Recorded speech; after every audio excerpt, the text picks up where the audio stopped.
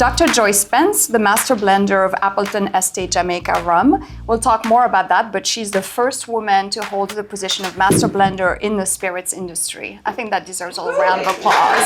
Yes. And she's celebrating 40 years at Appleton Rum. Next to her is Paola Velez, whom you probably know as the founder of Bakers Against Racism. She is a James Beard nominee for Rising Star, Best New Food and Wine Best New Chef, among many other accomplishments. You also probably know her as a pastry chef, but she's equally talented as a savory chef, and is returning to some of her roots around that.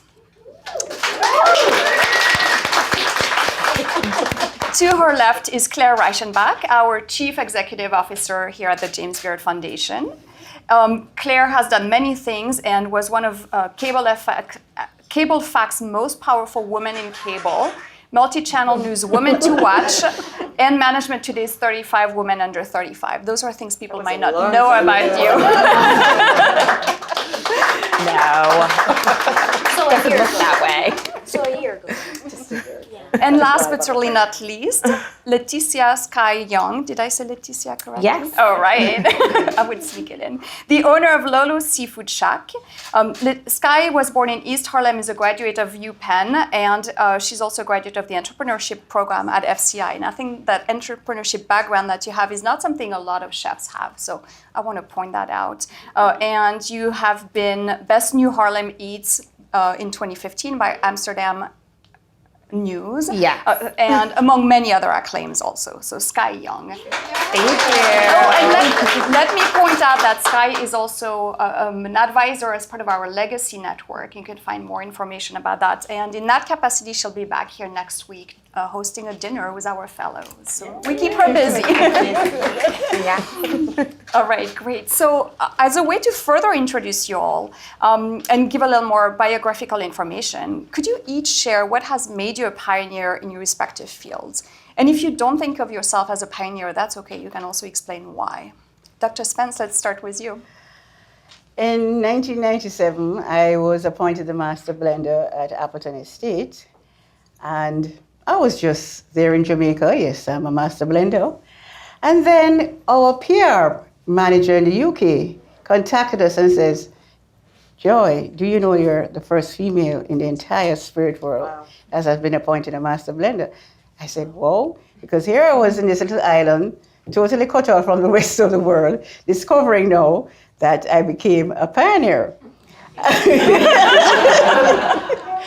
And actually in 2011 in UK at the Rum Barrel Awards, I was actually given the Pioneer Award for the spirit industry.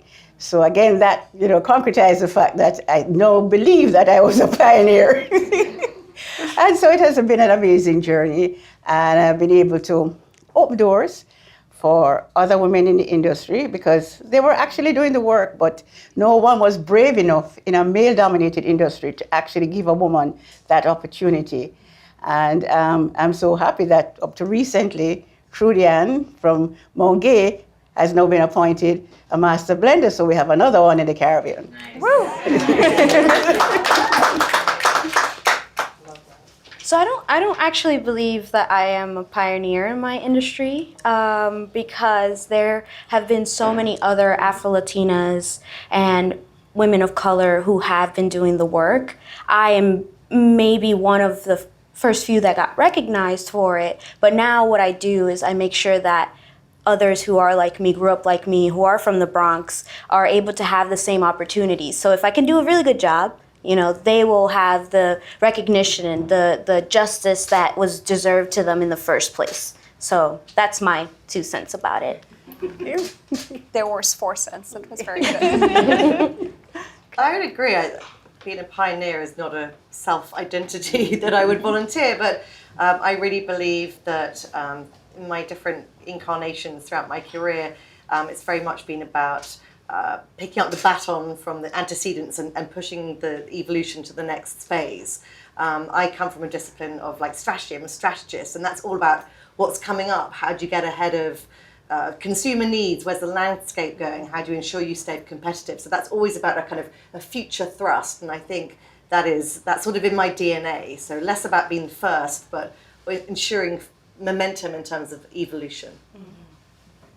Yeah, I would definitely agree with that. I mean, I had to look up, the word pioneer, not because, of the word, but just to kind of get some more history. And I saw a great quote by Condoleezza Rice, and she said, usually people who are first, they don't anticipate being first, they just are doing what they love.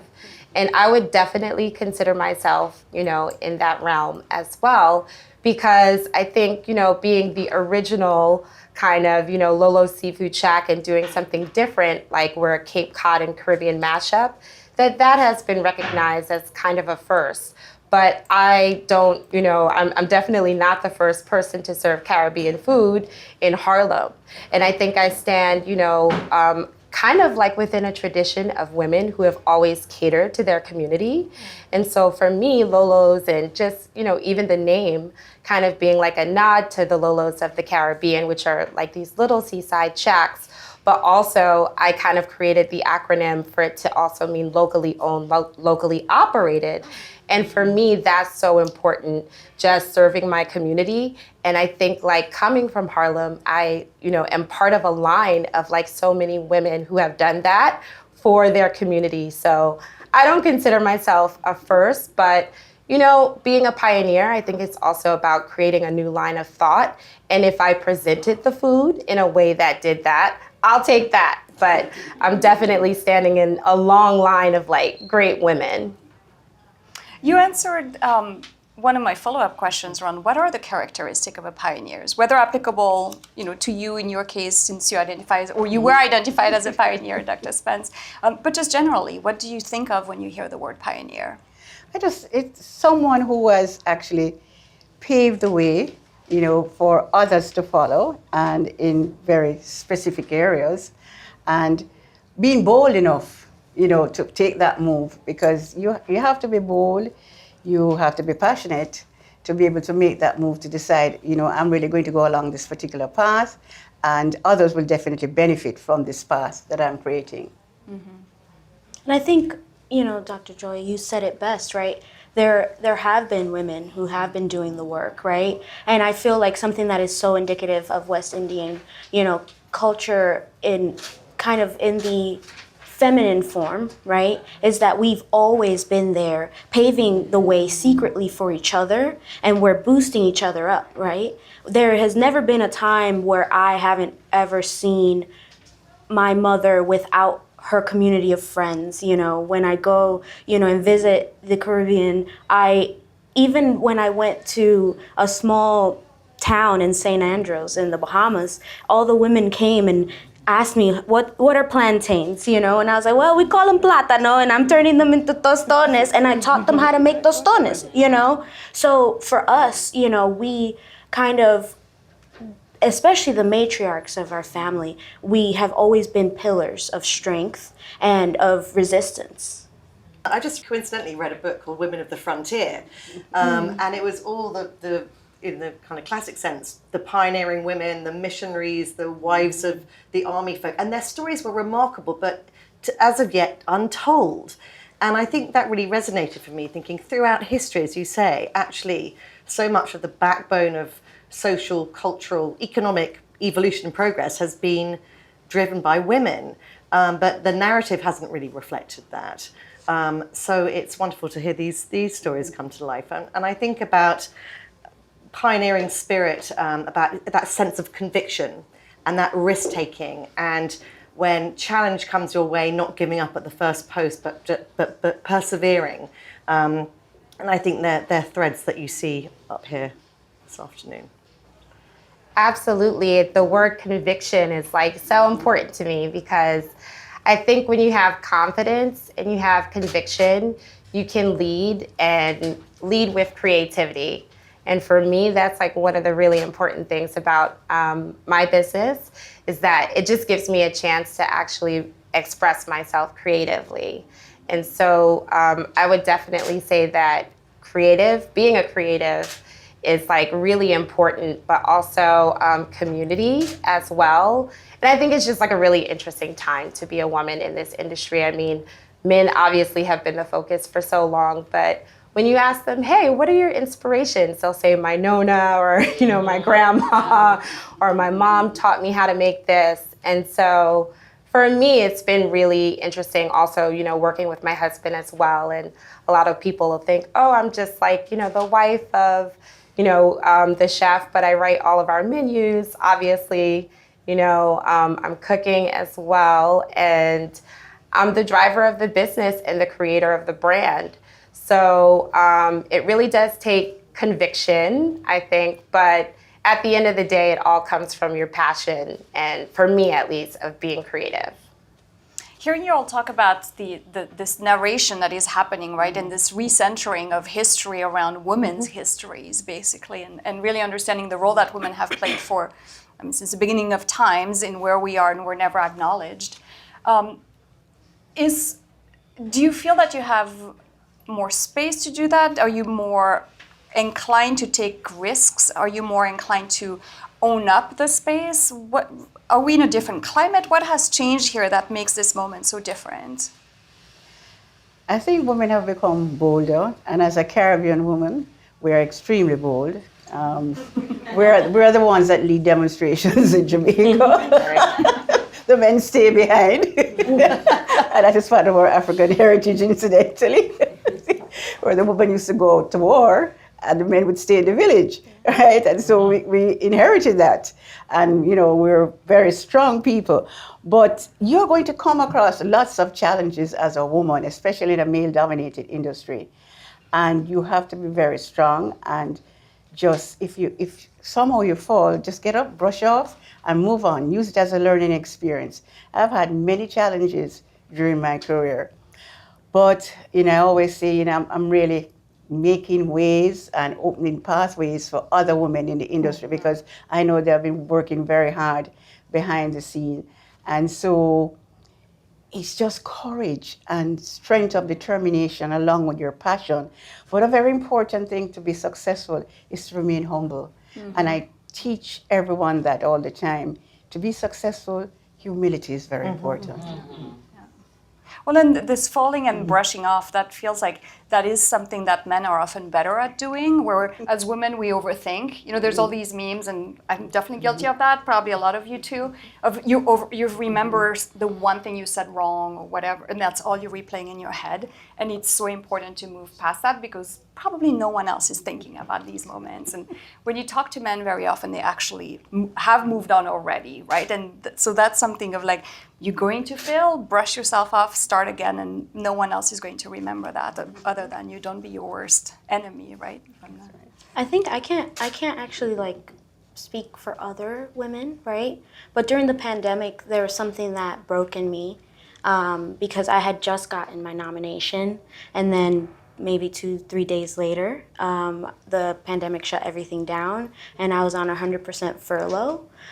You think you would get a hotel job to, have some job security, and the pandemic changed everything about what was real, what was fake, how we operated, and why we did things, right? And I almost lost the fear of judgment.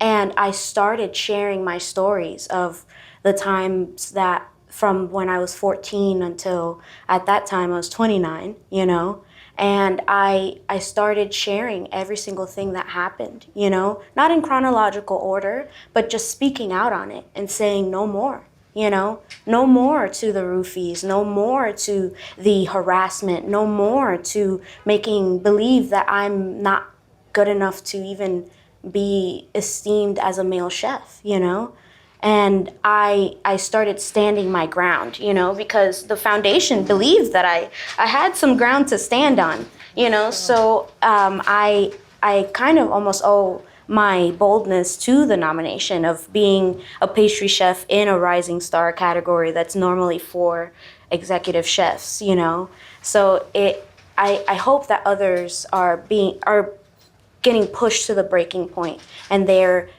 gonna have no fear, But I think most of us are getting there, So there's a revolution kind of brewing, Clare or Skai, anything you want to add on that? You don't Sure. have to. Absolutely. I mean, failure is a part of success, So I can definitely relate because we had actually opened up our second location in January 2020. Well, hold on. Thank you for the applause, but it was January 2020. We opened up Lolo's Chicken Shack. It was an urban space and a food hall. And on March 17th, it closed. Yeah. And I had been waiting for about 5 years to open up this store. And in the blink of an eye, you know, with the pandemic, it was gone. So what did we do? You know, we just rallied. We were able to work with World Central Kitchen. We fed our community. We fed seniors. We fed people who were food insecure. I actually was like part of the first wave of people who got COVID. So I had it in March 2020. I'm glad you're still here. Thank you. I'm glad I'm still here too. Thank you. But I kind of, you know, took it as like, hey, I've got, you know, these natural antibodies and I'm gonna go up in, you know, public housing and deliver this food. And that's what we did, you know, and it takes a lot of grit. It takes a lot of grace to be a woman in business, but, you know, somehow we make it through. And if men can fail up, so can we. Exactly. You know, so and there is a good ending to the story because I'm opening up my first full service restaurant in a couple of months. Thank you. Dr. Spence, you trained as a chemist and then went into the rum business. What was the reaction around you when you did that, and why did you do it? Well, actually, rum found me. Because I actually went to university to become a medical doctor. And I realized I couldn't handle trauma. And so I just continued along the path of chemistry, and I actually started to lecture as a chemistry lecturer. And I just decided I wanted to get some industry experience, and I joined Tia Maria as a research chemist. It was a one-product operation, very boring, extremely boring, because I have to be multitasking a lot. And so Ray Nephew, which is owner of Appleton Estate, was right next door. And I'd look across and everybody would be looking happy, busy, tankers rolling in. And I said to myself, oh, that's the happening place to go work. So I sent my resume over with a gentleman. I said, you're going over there? Just carry this over to HR for me. So bold. He took it over and they called me for an interview. I said, wow. So I went for the interview and they said, let me tell you up front, we have no vacancies, right? But we're just so impressed with your resume. We just wanted to have a talk with you. I said, sure, fine. So I left and went back quite dejected and said, okay, this is my destiny to stay in this boredom, right? And then about 3 weeks later, I got a call to say, we created a position for you, the position of chief chemist. That's amazing. So I joined the company as a chief chemist, and actually I was supposed to modernize the laboratory at the time. But then the chief chemist works very closely with the master blender. And so I met the previous master blender, and then that's the first time I ever drank rum, because rum was seen in those days as not a drink for women. You're seen as being loose if you drank rum in that era. And so my father actually had a conniption when he heard I was going From doctor going to work with rum. And so that's when I discovered this whole new world. You know, the sensory world, the fact that I could now apply my chemistry, be creative, be artistic. And he recognized that I had all the skill sets. And he said to me, you know, I'm going to take you under my wings and you are going to become great one day. I didn't believe the greatness, but I did say to him, thanks for the compliment, but I keep learning from you. And this is how it all started. And I'm just, you know, my destiny. Wow.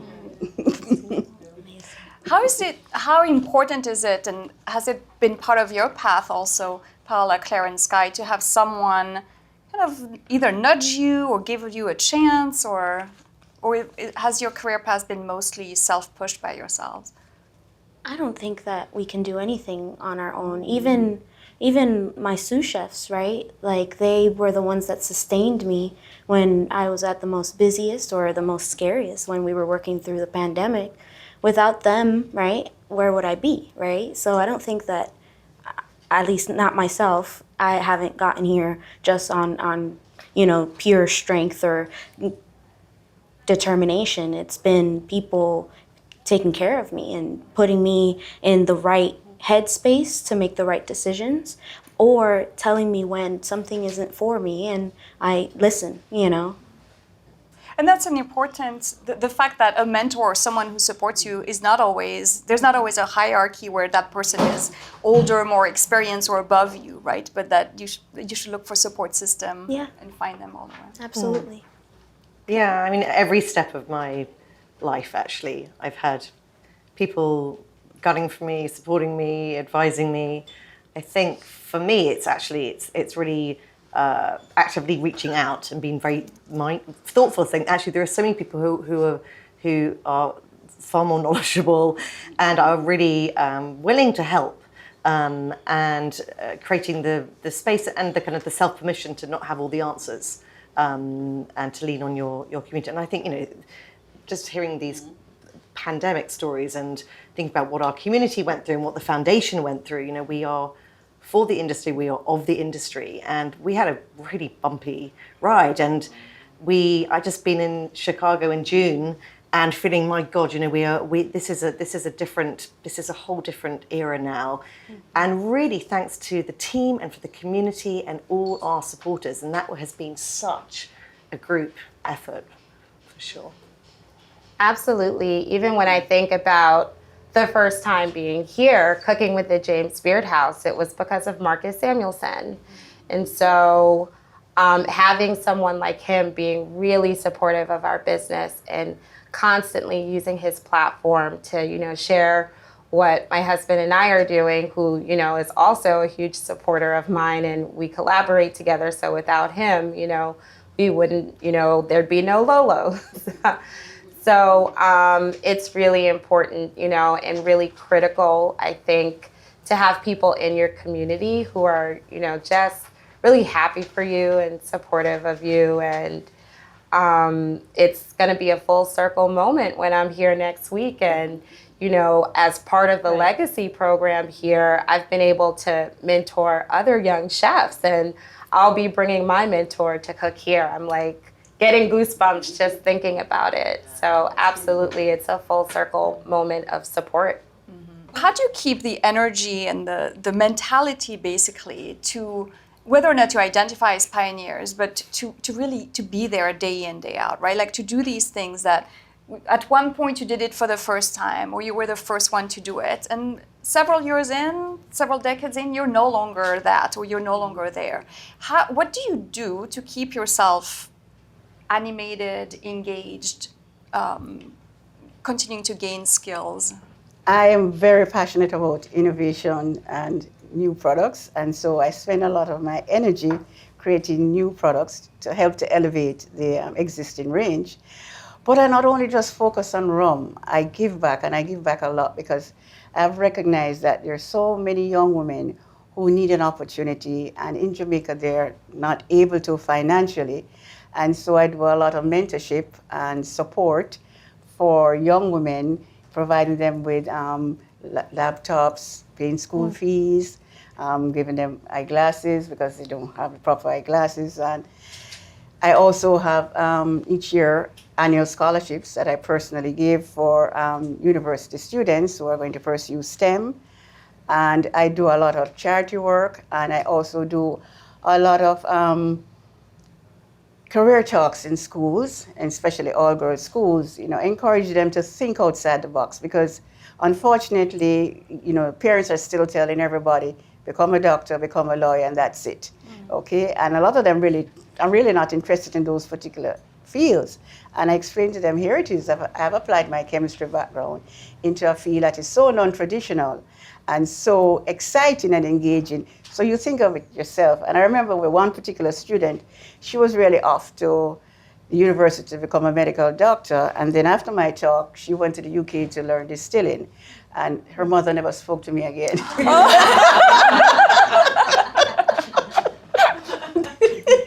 Is she still in the industry? Yes. Oh. In Scotland. Beautiful. Yeah, and I think for me professionally, it's hearing like Paola talking about the impact that being part of the awards is for you, and seeing actually a lot of our women who are coming through our women's leadership programs, and God, they are so inspiring, but also hearing their first-hand stories of how being part of the James Beard programs has really helped accelerate, really supported them, how they've built a network and a sisterhood. And that for me is so motivating. Also, I'm a single mother to a little girl. I think that's probably my most pioneering thing. I had a kid on my own. And actually she motivates me, because in terms of trying to be a role model, that's a very centering thing for me day to day. For me, I would say it's twofold: education and just like staying in this mindset where you're constantly learning. That's really important for me. So I've been a part of the Columbia Community Business Program, obviously the Legacy Program here, where, you know, we went to the Woodford Reserve Distillery. That was a great learning experience as well. I've been a part of like the Goldman Sachs 10,000 Small Business Program.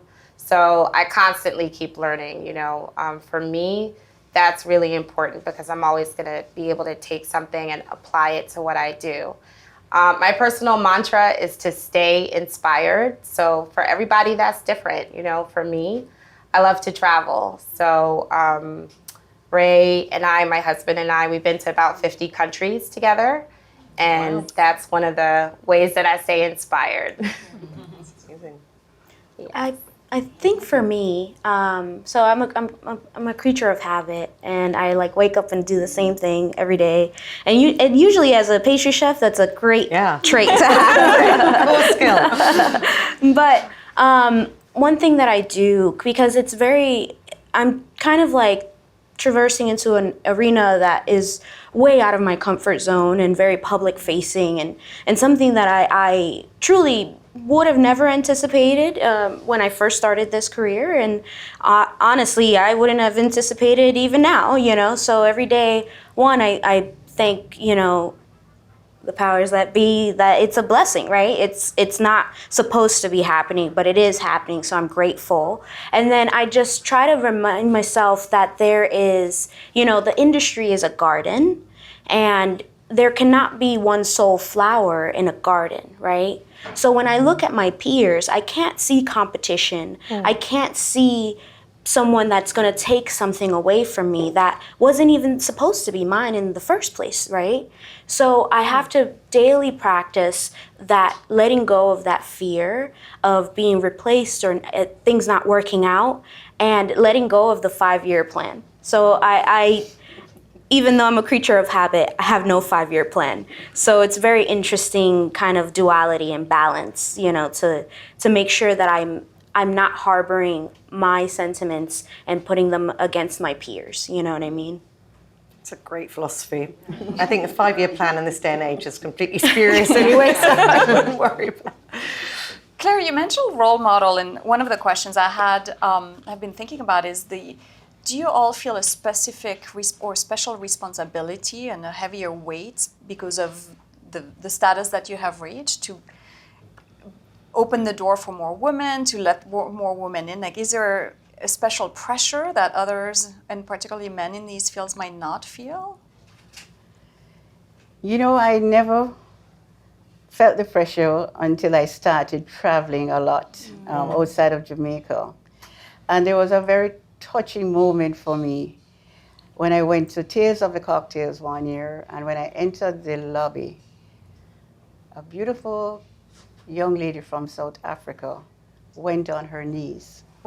And she said to me, she started crying, she says, "Thank you for what you've done for women in the industry." And I started crying too, because I never knew that I had this impact. I never knew I had this weight on my shoulder trying to, you know, help other women to realize their potential in the spirit industry and, you know, work hard and be in a similar position as mine. And there are times when I feel like Atlas, actually, with this weight on my shoulder, you know, trying to bring other women along. But it has come a long way, but it's still a long way to go, because a lot of women still are not being given the opportunity, although they have the skill set and the creativity. So again, I try my best when I go to these special functions and events, you know, to speak about the fact that women are just as good as men in this particular field. And I never ever say that as a female I'm better than a male. It's just that I know that I'm good at what I'm doing. And I'm not a feminist. You know, I keep telling people I'm not a feminist, right? And men are just good blenders as women. But if we are good, give us that opportunity. I think for me, it is very important to make sure that I am, like I said earlier, just doing the right things, right? Representing, when you Google Dominican pastry chef, unfortunately, all that comes up is me.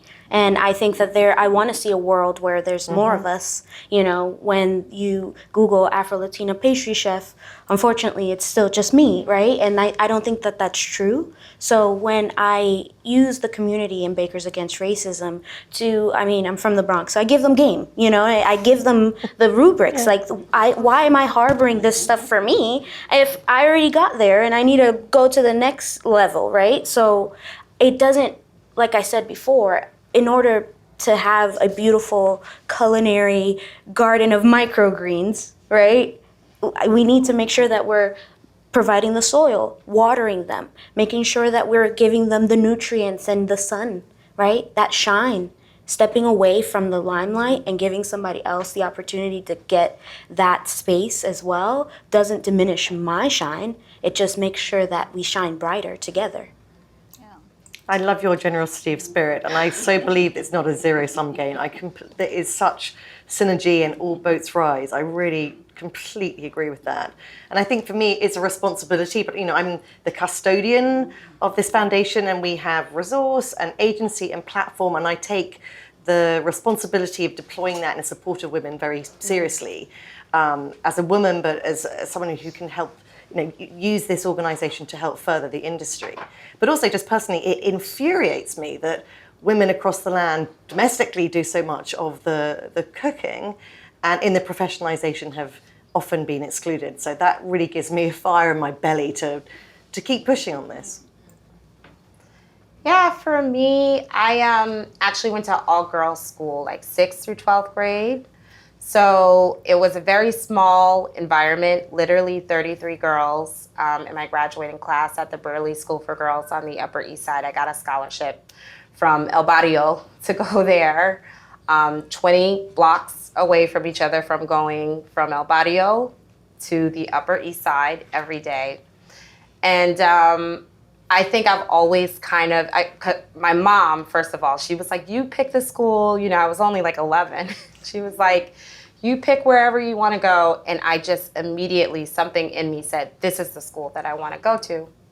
So I ended up going there. And I think I've always just kind of gravitated towards, strong women, independent women. And that, school, Brearley, was all about that. So, it's obviously been very important for us. We have, lots of women cooks. Even our front of the house, I've also influenced people to, not go into one direction and do branding and stuff for hotels. We have a lot of young people who work at the Seafood Shack. And I've seen a couple of rotations of people graduating from college, and having been able to influence, what they do later has been really fulfilling for me. Before we open to a couple of audience questions, you're all very inspiring, aspirational, exceptional women. And it can be easy to be intimidated and be like, oh, I'll never get there, right?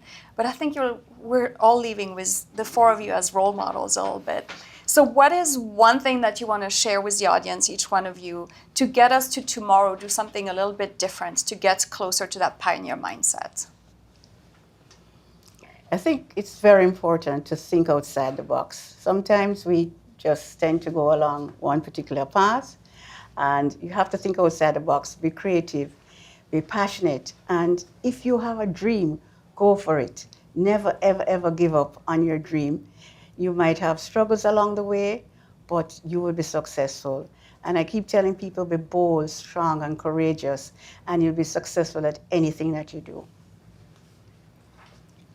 For me, during culinary school, when the bursar's office looked at me because I'm very soft presenting and very shy, and I am very shy even though I'm up here talking. They told me I wouldn't survive in the industry, that I wouldn't become a chef, and that I should get ready to be a prep cook for the rest of my life. So if there is anyone out there that has been told the same things or is doubtful, or somebody might have said you'll never be a Michelin star chef, or you'll never get a James Beard, or you don't belong in that space, hold your ground, and dare to be soft and strong, dare to be able to take up space, we don't have to shy away or diminish who we are without changing who we are, you know what I mean? So stay strong. I'd build on that in terms of the strong and the soft. I think the temptation is to feel we have to emulate the kind of the male modus to succeed. And I think certainly we talk so much about conviction and passion and it's the getting out of your head and dropping into your heart. And it's such a cliche, but just actually making time to do that, like centering and listening to your internal navigation system in terms of what really resonates for you and putting your energy around that rather than keeping it cerebral all the time. Yeah. For me, I would say, there's so much diversity in the diaspora and in the world, just, in general.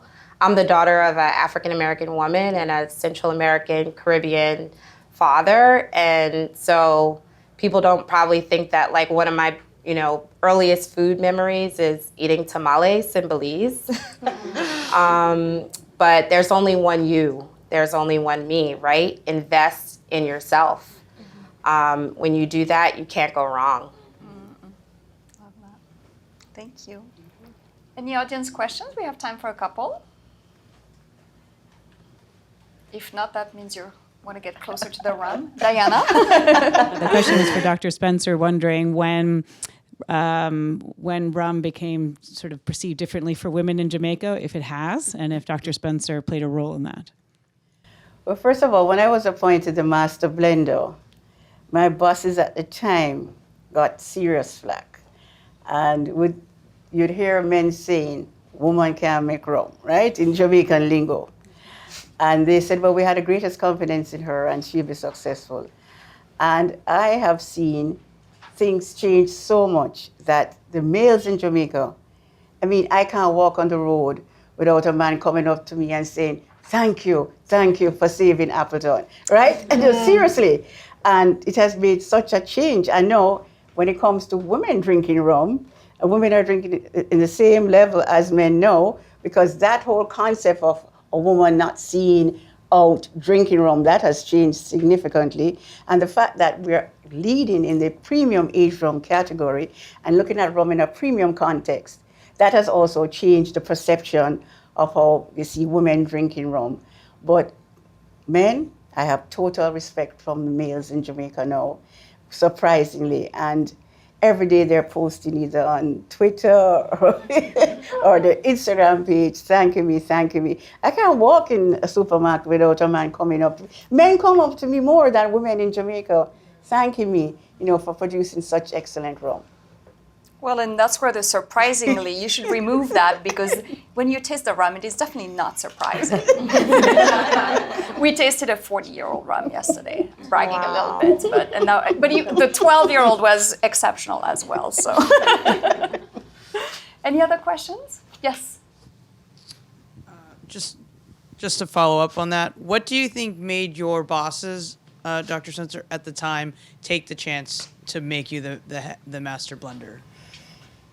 Because the particular boss who made the decision, we worked very closely together in production, and he recognized that I had that skill set. The good thing is that I was involved in all aspects of the operation, so from distillation right through to bottling. So I understood all the processes, and he saw that I really truly had that skill set, and he gave me that opportunity to say that, based on what I was doing in the background with the previous master blender, and he saw, that I understood the trade. I learned a lot from the previous master blender, and I had that talent, and I started to do my own blends on the side, he said, you know, I'm really going to appoint you as master blender. But I mean, other men in the company were totally against it.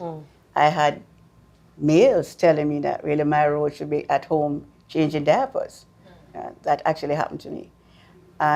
But I just ignored and said, I have a path to go along, and I'm going to continue because this is really what I was selected to do as my destiny. And I continued, and here I am today. Thank you all so very much. We've talked about the importance of support, of community, of opportunity, and stay strong, be bold, and don't believe anything anyone says to keep in the way of where you want to be going. So we will now conclude with some rums in the back. Dr. Spence, Paola, Claire, Skai, thank you all so much for everything you've shared with us. Thank you, Anne. Thank you. Thank you.